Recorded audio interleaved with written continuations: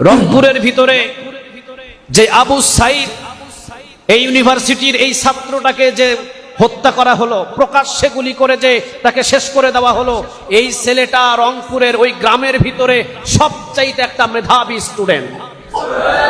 কি মনে করেন মেধা শক্তিকে আল্লাহ সবাইরে দেয়?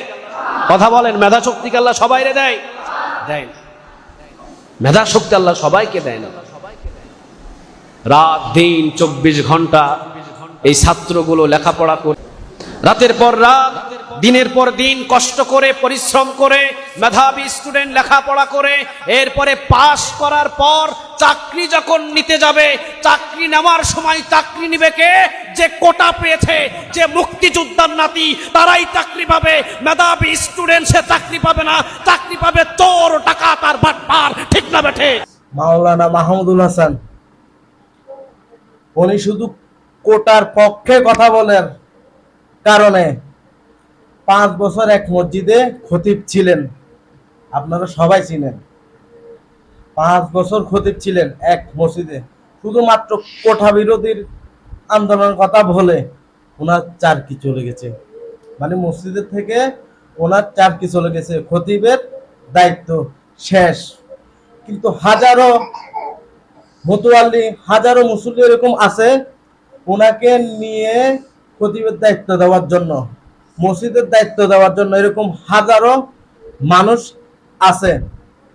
একজন এত বড় আলেম আমাদের জন্য উনি কখনো এরকম, অনেক একটি সাদা মনের মানুষ, অনেক নরমের মানুষ, দিল নরমের মানুষ। আমি নিজের চোখে ওনাকে দেখেছি অনেকবার। একজন এরকম ভালো মানুষ।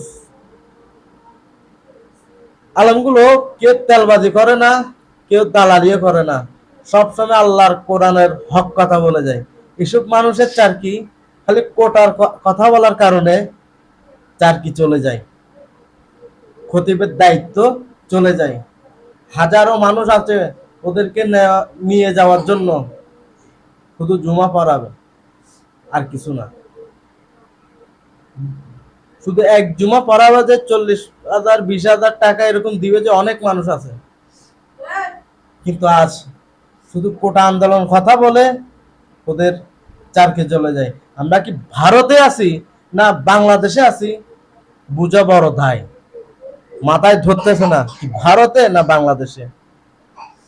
একজন আলেমের চারকি চলে যায় শুধু কোটার পক্ষের কথা বলার কারণে।